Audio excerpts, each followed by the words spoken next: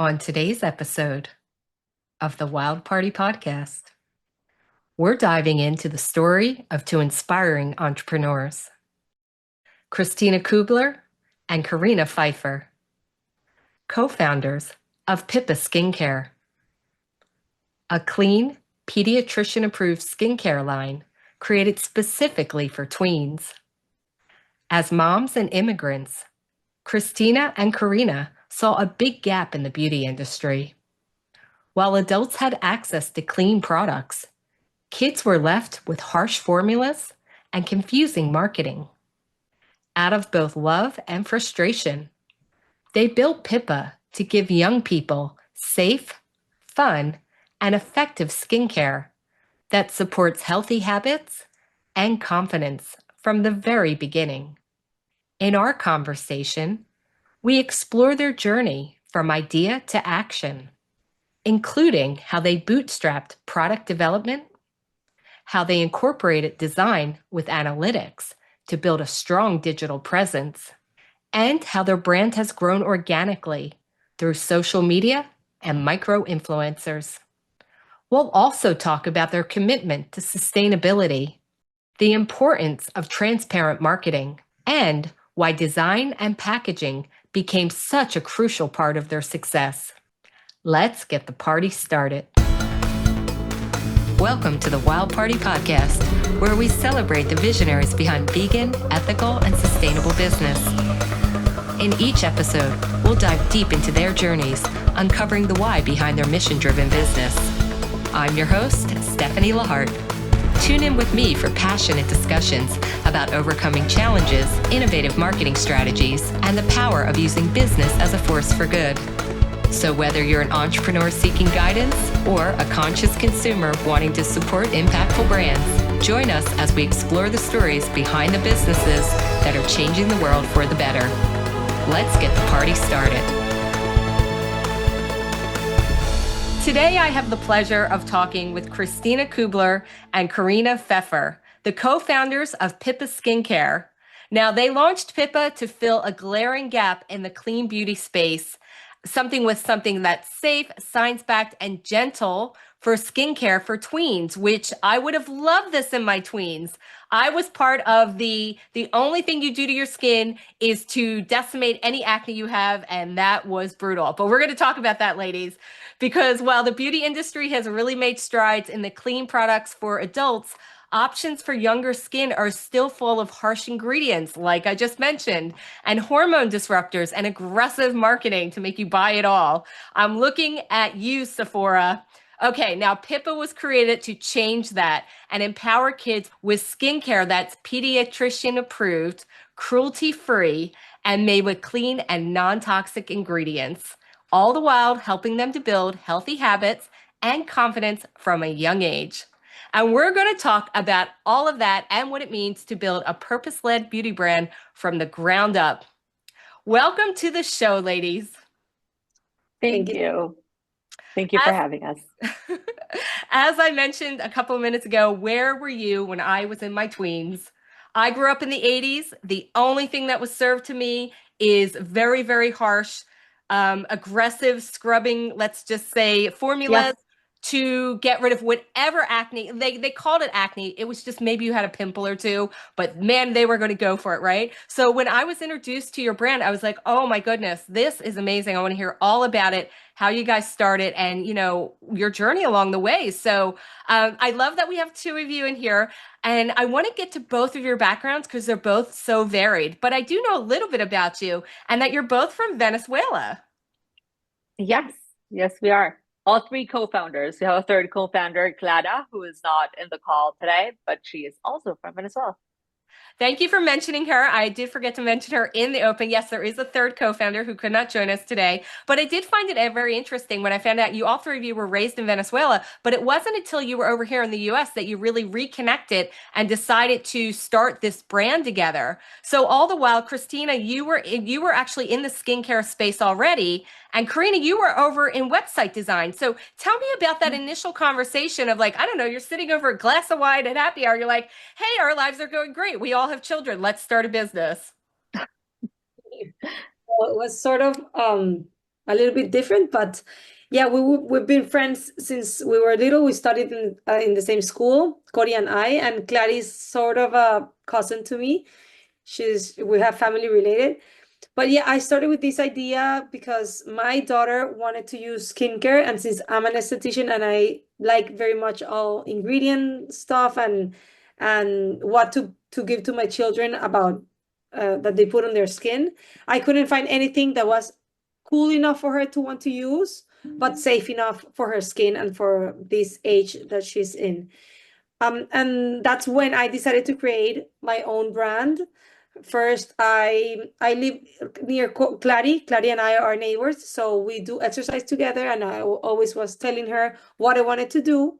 And since she's an expert in growth marketing and everything, all of this, like business wise online, she was telling me what to do, and I keep doing it. I kept doing like step by step what she was telling me to do, like, okay, I already did it, and then the next step.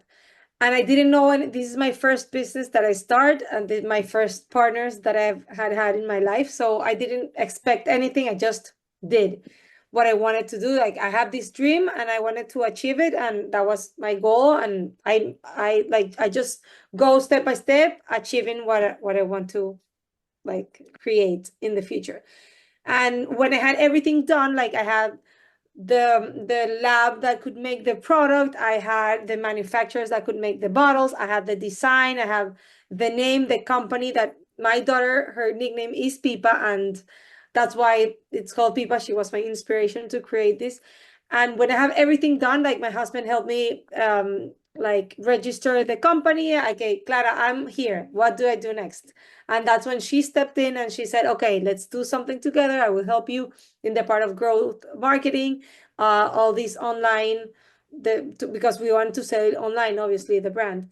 And then we needed someone that a very important job was all the web design and the back office and everything. And Clara was the one that, well, Cori started with me. So I know she was the best student in class. She studied in mathematicians. She's super, super smart. And for me, it was like, obviously, this is the perfect person to reach out. So we called Cori, and she can tell her part of the story, but that's how we reconnected and like we joined forces to make this happen. Yeah, and to kind of complete the other side of the story, my side of it, I have three kids, and at that point, my oldest was 11 or 10, I think 10. And I was looking for skincare for her to start just building those good habits before issues actually start. I'm very big on that. And I was researching everywhere and I didn't know where to start. I didn't know what to find that she wouldn't forget about. Because if I got her the things that we know that are very safe, that you can find at any like drugstore or grocery store, then they all went like to like the back of a drawer, never used because they overlook it. It's boring to them. And as I was looking for this and asking like my mom's Facebook group and stuff like that, Christy called me out of the blue, really, because I live in Boston, so we haven't really seen each other in years. And she called me, and when she asked me, I was like, you won't believe this. I was looking for this for my daughter, and I couldn't find this type of product, so this is ideal. And then when she told me, like, okay, perfect, then it's going to be a tween skincare line, and it's going to be called Pipa because that's my daughter's nickname. And that is what it was like. This is just beyond meant to be because my youngest also is nicknamed Pipa. She gave herself that nickname when she was a year old. So it all just matched up perfectly from there. And yeah, the three of us have been at it 24/7, nonstop since then. You know, it's funny because when I first saw the name, I actually thought it was a play on the character Pippi Longstocking. Are you either of you familiar with Pippi Yeah. Longstocking? You Okay. know what is good.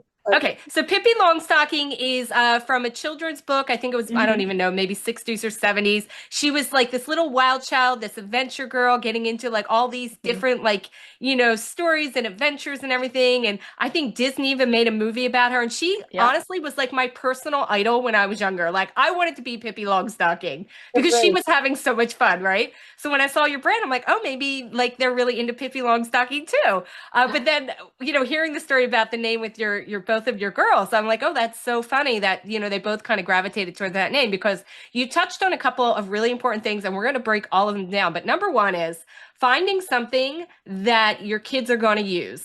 Right. So as I mentioned, I grew up a child of the 80s. The only skincare that was available to me was stuff in the drugstore. It was all like medicinal looking, very medicinal smelling. It was all about controlling the oil, getting rid of the acne. It was all very harsh. I honestly don't remember ever using a moisturizer except for the moisturizer I got at my dermatologist appointment because I was taking it at one point to whatever, my acne had flared up and they gave me some really awful smelling moisturizer to use. And I was like, oh, this is like really gross.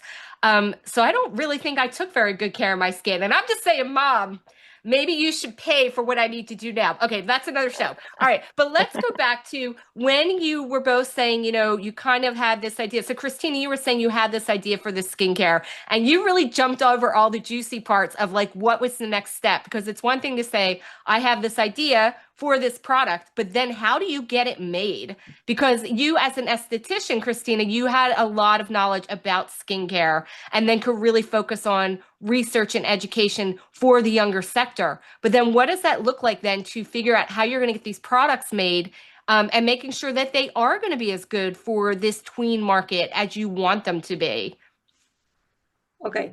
Well, first, yeah, it's I just told it like it was super easy now that it's done, but it was a lot of hours of research, a lot of non-sleeping, a lot of calling to laboratories that I called before to start to something that's called private label. That there's a lot of labs that do private label, but since I'm so picky with ingredients, there was nothing that it was already made that had the ingredients that I really wanted. Because some had some ingredients, but they had another ones that I didn't want to use. I'm very into the endocrine disruption problem.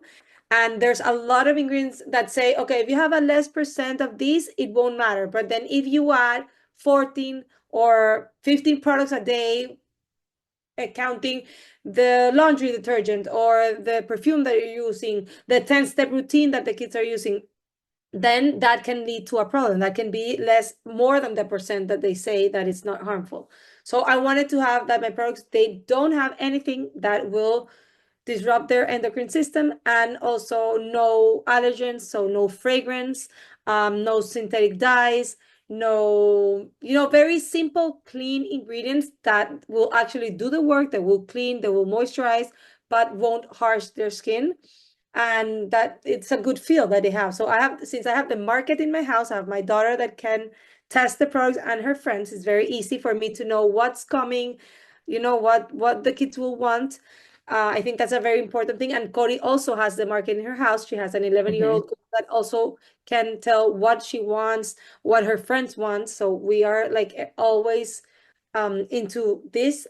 And also, well, I start calling these laboratories, and then I have friends to call friends, yeah, that are endocrine system specialists or are dermatologists. So I call all of them and I reached out to them, and they were very in supporting me, tell me, okay, this ingredient you shouldn't have, this, yes, you can put on. So since I know with that backup, and also I called like 10, 11 laboratories until I found one that they were Venezuelans also. So it was really nice here in the US, here in Florida. So I could go to the lab and say, okay, I want this with this, not this. And there's a chemist that they will develop the product with everything the ingredients that have to be stable and they will work, etc. So it's a lot of samples after that we did get, and we're always, like, to be really honest, we're always trying to improve.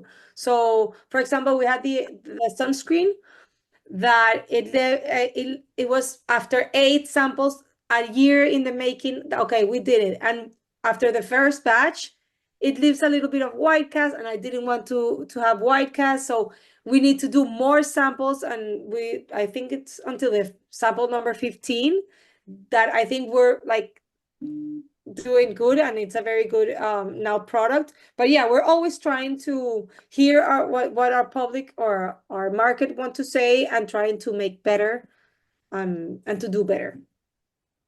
And Karina, what were you dealing with your kids? Like, what were you seeing, as far as their products that they were using? Because you said you had started on this journey yourself of trying to Yeah. figure stuff out. So what did you see that was out there? Yeah, so I'm very big in being proactive with my kids and setting routines, probably maybe even before they need it, because then I find it's like harder for me at least. I'm very type A and I get very stressed when they have to do something and we just like set the routine up beforehand. But like my daughter used to play softball, so you wear a helmet and girls for softball wear masks. So that makes you sweaty and creates like little bumps, and your face is dirty. My kids are like out in the woods all the time and riding their bikes, and they come home from school and they're frankly gross. I keep telling them that they look and smell like fun. Like I know they had a good time, but they're gross. And my son does a ton of sports too, and sometimes like one after the other, and they're not really washing their face in between. Or those things where your kid, I bet a lot of parents can relate, get out of the shower and somehow their face is still dry, and like the front of their head is still dry. Like, did you wash your face? So that just kept happening. And they don't like things that are sticky, things that are hard to rinse off, or like every summer until this summer when we had our own sunscreen, our Pipa sunscreen, putting sunscreen on was just a fight. And all those things that are good for them. And it's like hard to get them to do it or to remember to do it. And that's another great part that another, I would say, like a value we have for our products, and that we are all very insistent of, and Christy is very intentional about. And it's that it has to be fun. It has to pop. Like you see our cleanser in like pictures of people's showers, and like all the bottles are like white, white, white. And then you see like our teal bright cleanser. Like they're not forgetting to use that because they will see it. And so they will see it, and if it's something I need to rinse, it's very quick to rinse. If it's something I need to absorb, it's super quick to absorb. So that it's really a no-brainer. They won't become, oh, it will take too long, or it makes it easy. And yeah, I think that has been a game changer in my house. Like I've noticed the difference, and my daughter notices the difference. And as soon as she's about to run out, she's like, "Get me another one." I'm about to run out, and I can't be out of this. So yeah. Well, that is It's so made a important. That is so important. You touched on so many things. It has to be something that they want to use, first of all. It has to be something that's quick and easy, and it has to be something really effective, right? Yeah. So for those of you that are watching the YouTube video version of this, you will see me put on my Pippa crown because the ladies were delightful enough to send me a little sample package, which I love. So in your box, what you get is this like little like foam. It's like a terry cloth A headband, yeah. Well, to hold your hair back, which by the way, this is my first year with bangs in about 20 years. So it's been an ordeal for me to wash my hair, and like I'm like, oh my God, wash my face. So then I'm like, oh my God, I could use my headband and get my bangs off my face. You guys got to watch the video just for that big reveal of my bangs off my face now. Now, the other thing I wanted to say is I totally agree with you regarding the packaging. Because again, if you guys are watching the video, it is adorable. It is like teal blue. It is fun to use. And you know what? It doesn't look medicinal. Like I said, me growing No. up, everything was medicinal. Everything stank like hell. And here I am with like my little Pippa face spresser, which I'm going to spray right now. And oh my God, it smells delightful, and it's like the finest mist, and I love it. Am I too old to be a Pippa girl? No, we Okay. use it. I was going to say, I know you're marketing towards tweens, but this is also safe and available to adult women as well, correct? Yeah, and it's actually fantastic for anyone with sensitive skin. I have very sensitive skin. That was another part of it that I was like, this is the perfect timing. I've tested just any number of moisturizers and sunscreens, and all of a sudden I was reacting to everything. So I am one of our guinea pigs, and my kids are too, because they all have extremely sensitive skin.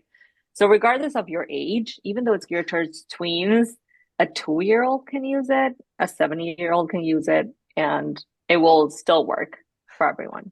Of We course, so don't. if your kids know that you're using it, though, does it make it uncool and then they won't use it? No, I think no. I think it's Not too. so far. I think if we, it's different because, well, and the kids of our particular kids know because we made it. So for them, they're very proud of it. For other kids over here, what we've heard and what we've seen, like if the kid brings it to their mom and all of a sudden the mom is like, "Hey, can I grab some of your moisturizer?" That's very different from the mom coming like, "Oh, I bought you this moisturizer." That's what they don't want. Like, they don't want for you to tell them what to use or what to get. But if they discovered it, then it's Yeah. pretty cool. Yeah. So, okay, so you guys have the idea for the company, or Kristina, you did initially. You start getting into Mhm. formulations and start talking to your friends and bringing people on board. Where's the money coming from for all the samples? Because this stuff is not cheap and it is not free. So, when you decided I'm going to try and launch this beauty brand, what was the next step as far as like getting financing or getting people to, believe in the actual product? Because the launch really is a lot of work. Yes. Well, we started. My mom, sorry, lent me some money. So that's how I started, with very, very low and a very low budget. And when I called Clary and Cory, they took a leap of faith and they started working, like believing in the brand, because there was no money to spend in anything else than making the samples and the products. And the first year we did it with very bootstrapped, no extra money.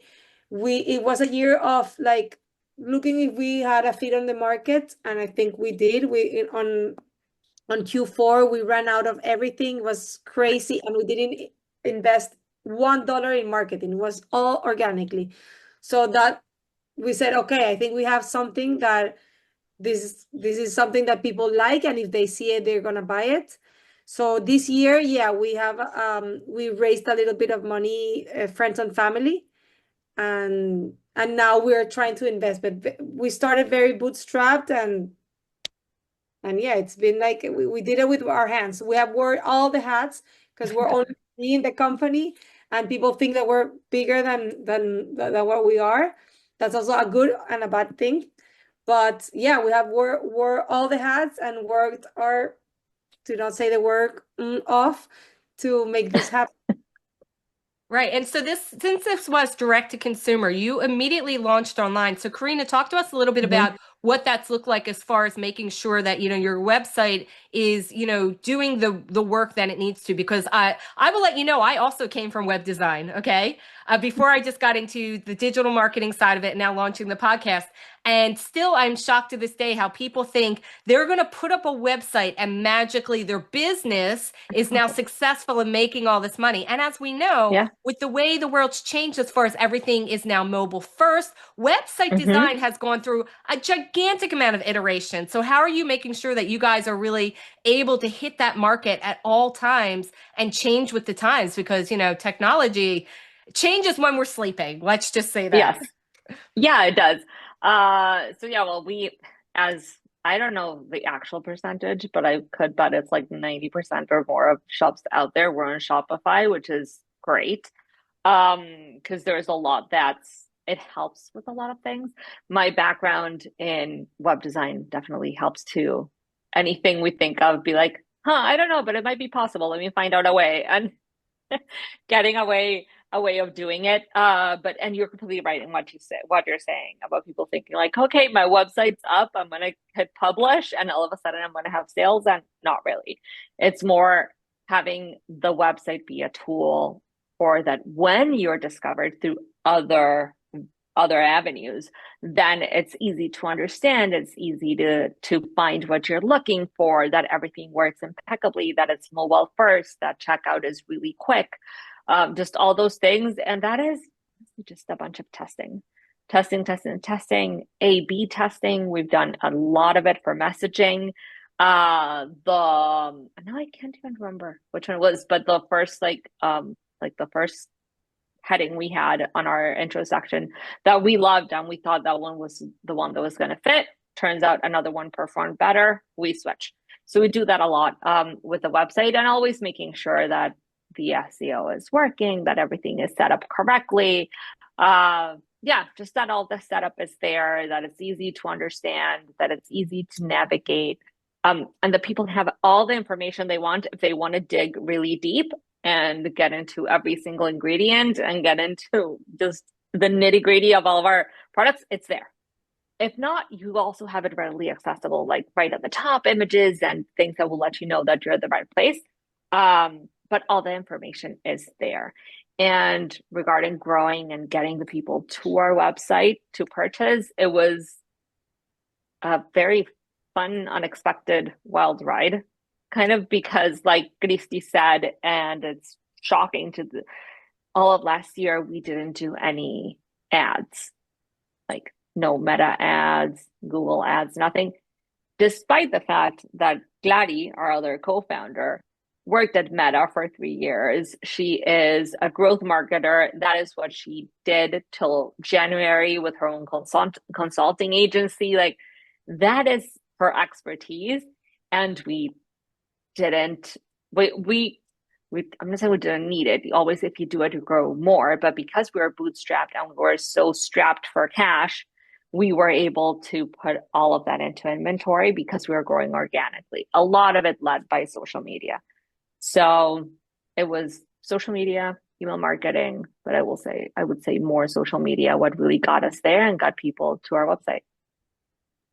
Yeah, I almost wish that Clara could have been here because I had so many questions about the growth marketing side. Because again, people think like, you launch a website and then people just find it and then sales are just made, and none of that happens. It is all like thoughtful planning that goes into it. So, Kristina, you had also mentioned earlier too that everything has been very organic as far as really building the brand. But how did people first find you? Because social media is a very crowded space. And I love that you have the testimonials from, the girls and boys that are using this product. But how were they able to discover you? Are you, doing stuff over on TikTok? Like where? Because that's where, they're all hanging out. But it's not just those, there's a lot of emerging platforms too. So where are you finding that, people or kids, I don't want to say kids, tweens, young adults are finding you and then getting really excited about it? Because again, it's one thing to say, well, this is great for your skin, but how do you convince them to use it? Because I love your packaging. It feels good in my hands, but I'm an adult. I've been around, like I've had a lot of experience of comparison.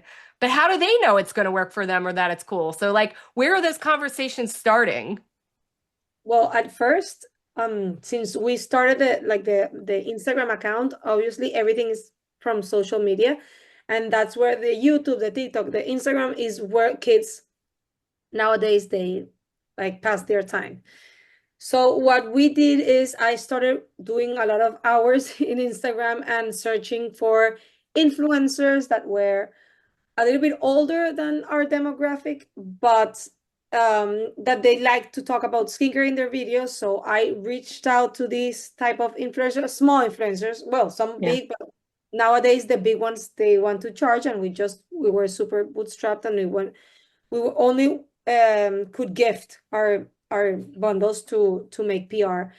So I reached out to these girls, and there was one in a specific that was like launched us into the social media public, and she accepted that. Everybody loved to receive our PR and they love to do the unboxing. So that's how a lot of kids that they follow these older girls, like 16, 17, 15-year-old, not that old, but a little bit older than them.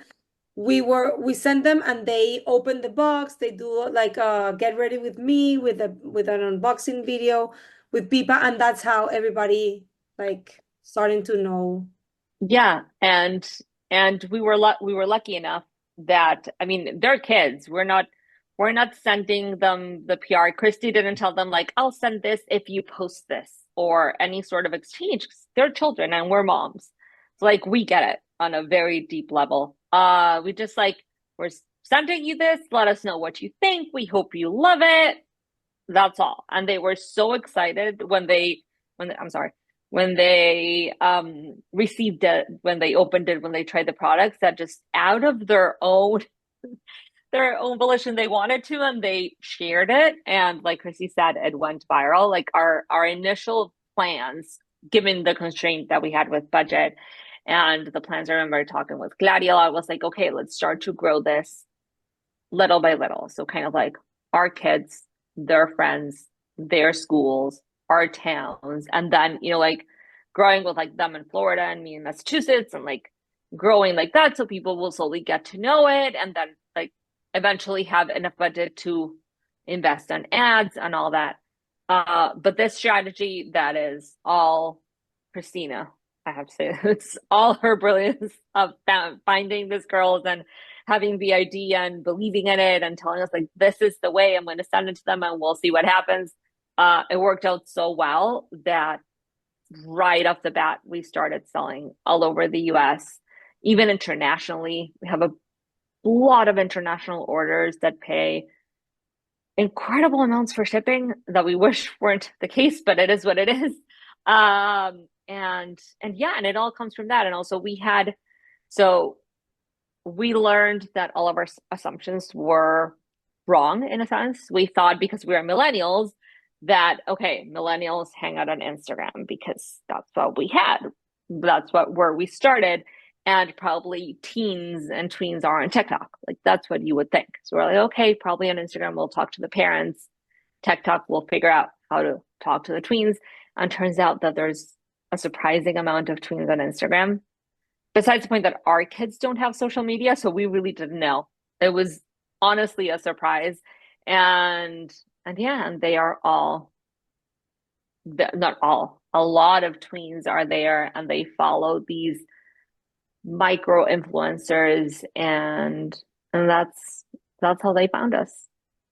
Yeah, well, I love that you mentioned the whole idea of starting out small. People forget that many businesses that really, skyrocketed to fame started with a local community. I'll just bring up Beanie Babies because I just watched the documentary. They only took off because they really started selling a lot around their local communities. And it was these local community groups that got so interested in the whole, we're going to start collecting them. They were the ones that made them something that needed to be collected. There was nothing else. There was like a couple of like mom groups or something. So if you can get with one core group that's really, really passionate about it, you can take off. Also, the marketing and packaging of the product. So again, if you guys are watching the YouTube video, you see my cute little crown. I have to ask you, whose idea was the little crown? Where did this come from? Me. Christy? When we started, I thought that the best thing or our best seller would be to sell a bundle, like the one that we sent you, so that you could have not only one product separately, but you could buy the 3 products that we launched at the first at the same time, and that will come with a box with stickers that I love decorating things with. I love stickers. For me, it's like a thing. I always want to do more and more and more. And also I wanted to give an extra thing that I will gift you if you buy the bundle. And I thought the headband was the perfect thing for a get ready with me for a skincare, ritual. So that's why the headband was. Yeah. It's I do. I absolutely love the stickers because I am a sticker collector girl from way back. So I was like, oh, that's super cute. I also really love the little handwritten note that's in the box. That kind of welcomes you to like the community. I thought that was adorable, and that was like would make, I don't want to say kid, a young adult feel like, oh my God, like this is from a friend. So I really loved it. But I'm going to tell you, the crown for me is everything because I am a Disney princess from way back. And when I saw that, I'm like, I literally am going to wear this out to hold my hair back when I'm running. I don't even know. I might start a viral trend, like wear your Pippa crown when you're running. I will let you guys know. But let's talk about the packaging then and the marketing of it, because your packaging is gorgeous. I realize I see it after many conversations, but where did this whole design and feel and branding come from? Like, did you work with an agency, or was this something that internally you guys decided we wanted to just be fun and easy? And where is all this beautiful packaging coming from? Well, we have a designer that's a friend of mine. She's from Venezuela also, and for me, like she's the best designer of the world. because I was very clear and I was with what I wanted. So that was in my mind. I knew what I wanted. I knew what I want to transmit, or what people will feel when they saw my packaging. I also wanted very Y2K, that like it's very my style, but and with my daughter's opinions also, because she's the twin, because it was not for me, but I did something that I really loved. Like I would love to have this when I was a kid. For me, it's like it's super cool. And yeah, and she knows how to make real the dreams that I have. Like all my ideas, she put it into reality very good. So I work always with her. I call her and we work together. I say, okay, I want this, because first I started with another designer, because budget wise, I was very she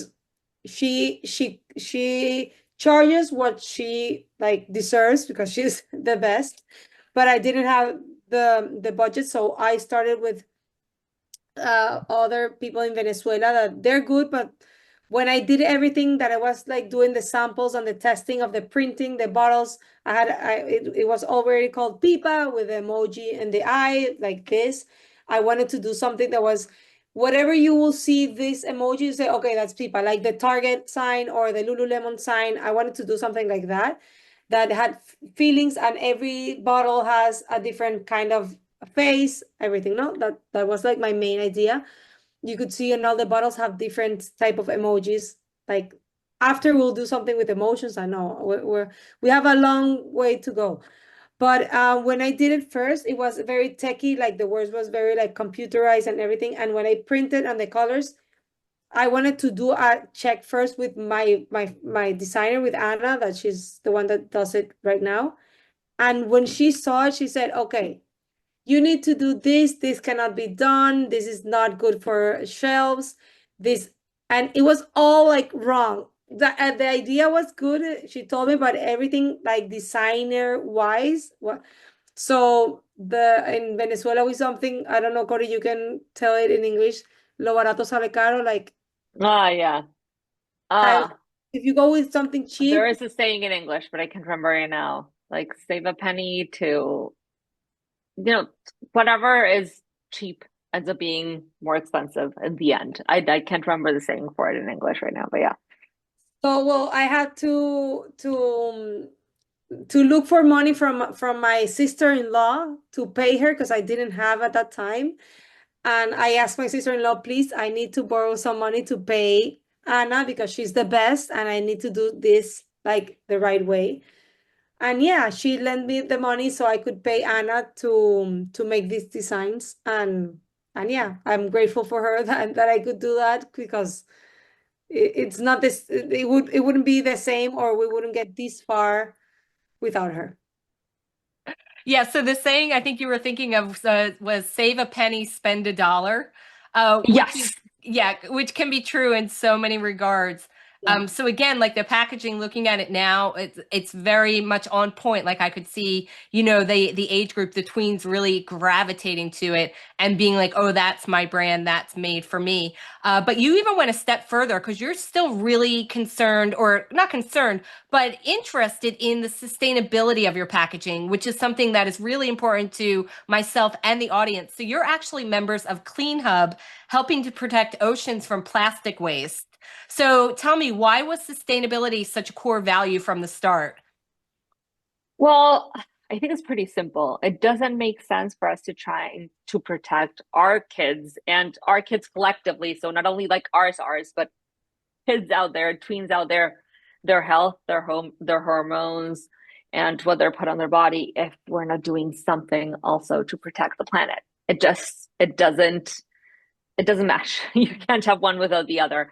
Plus, not only our generation, but their generation is very conscious and very conscious about what's around them. Like I just remember my daughter when she was 5, seeing litter like on the side of the highway, even though in Massachusetts we have very little, and asking me like, who can I write a letter to? If I tell you, can you write a letter? Because there shouldn't be litter. That's really bad for the animals. So like we that generation thinks that way instinctively, and we just want for everything to make sense, and we feel it wouldn't make sense otherwise because our products, they do come in plastic packaging, Also, because they're for kids, honestly, it is the safest. You don't want, I mean, it's meant for tweens, but sometimes people get it for 5-year-olds. And I know my 5-year-old has dropped our bottles. I don't want her dropping a glass bottle. So it does make sense for it to be plastic. It's recyclable plastic. But this is just a way to, while selling products that do come in plastic, still contributing to not only the environment and protecting the oceans, but also the economies of those countries where they process the plastic, where they recover it. It generates jobs. So it's just all in all, it just makes sense with our brand and company values. So it really speaks to me at a deeply core level because, again, when I was in my tweens, I was introduced to PETA. So I started learning about testing on animals and things like that. And I remember being so horrified at first, thinking, adults know this is going on. People that know this is going on. Why is this okay? And I love now that we're teaching children at a younger age what that means, like what cruelty-free means, giving them I guess not alternate lifestyles, but information that they could make other choices. Like this is what a burger is. It is a cow. Or do you choose to eat it? And then the same thing with ingredients and also skincare. Like they get to choose what they're going to use. Like this is the best thing for you. This is what it means to be sulfate, paraben free, cruelty free. And then kids can learn that and it becomes more, I think, in a conversation that not suddenly later in life you're like, oh, well, I guess there's nothing we could do because that's the way we've already done. And I think they're going to be the change makers, the real change makers. So as we're figuring out well, how do we use less plastic or how do we do this and that? It is your kids and my kids and my family, my nieces and nephews that are going to figure all this out because they have been brought up knowing about it from a younger age. And I love that. And I love that that was all on your packaging too. So I did just want to mention that really quickly because again, I love that you're really reaching out to that tween audience to teach them, how to take care of their bodies and their skin better. So let me just get maybe just what's your input on when you see these tweens on Instagram and TikTok that have these elaborate 15-step skincare routines? Where does Pippa weigh in on that? Well, I think Pipa, it's all about education and educate moms and young girls or boys to learn what products they can use that they're safe for them and they shouldn't use. I think at the start they were all using these 10, 15 products that in my mind I was like, oh my God, no, that has fragrance. Oh no, that has acids. That these has harsh exfoliants. But in the time goes by and I think tweens are super savvy and they're super informed, and right now you are looking at you're seeing the shift, right? The shift of this young adults, how you say it, wanted to know about what they're putting and really asking for products that are for them. I think a little by little we're giving information, educating, and then we're seeing how this is coming around, and these kids are really learning and wanted to have safe for them. I think that's how what we're going to have these young adults wanting to use products that are for them because it's so much information out there that it's not safe for them to use adult men's skincares that they will. And there are a lot of brands now. I think we were the first one that is targeted specifically for tweens, but now there's 10 more brands that they're coming out targeting this type of audience. So I think it's a new market niche that's coming strong, and it will be hopefully the new the new skincare for it will be safe, a lot of safe options for these kids so they can use nice skincare. Yeah, and adding to where Biba fits in those 15, 10-step routines, there are probably two kind of buckets where you can put kids, ones that might not be too into skincare, but you want them to create a good habit and have clean skin and all that. And then there are the ones who find it fun because it really is a fun activity to do. And to put all these things on yourself. And it's also self-care. There's nothing wrong with that. It depends on what you're using. So that is where Christy is always on the lookout with her daughter and her daughter's friends and what she sees out there. Like, okay, they're wanting to use something that's like a toner. Okay, what can we make that is beneficial to their skin, but works like that? Or, oh, they, for example, like our moisturizer, they like the ones with the pump that we have because you can put like drops of bronzer or whatever and mix it and put it on your face. Okay, let's make it so it at least has that pump that they like. So they're using this version that it's safer, but it's still fun.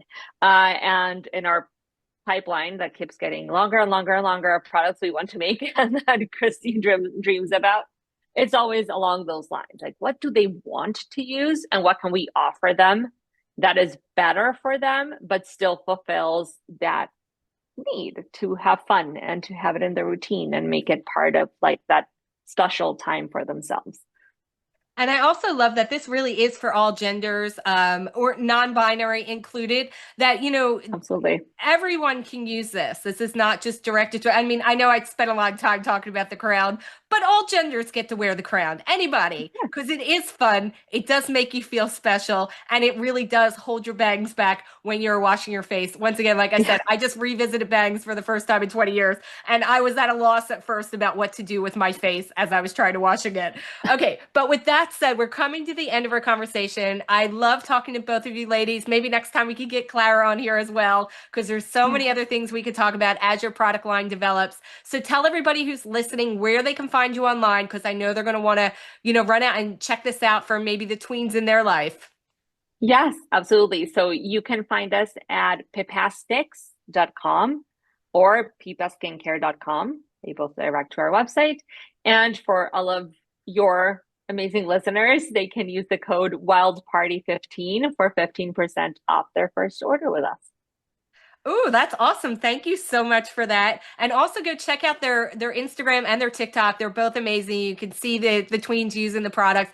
And I'm just telling you, adults listening to this out here, you're going to want to try it yourself, because I myself woke up this morning. I used the Squeaky Clean. I followed it up with the little glow mister, and then I did my moisturizer over. And I have to tell you, my skin feels amazing. And I'm like, look, I'm going to have the tween experience I should have had back in the day, because like I said, I was really very mean to my skin. And now I'm making up for it. So again, thank you ladies for being on the show. It was so awesome to hear about your journey. Thank you for having us. Thank you so much. Thanks for listening to the Wild Party Podcast. If you're an entrepreneur or professional who would like to be on this podcast, please visit boomtownmarketing.com and click on podcast. We believe that every business has the potential to change the world for good, and we want to support our community to help make the world more ethical, compassionate, and sustainable for all future generations to come. And if you're looking to build your business, no matter what level you're at now, request your free marketing consultation at boomtownmarketing.com and click Get Started.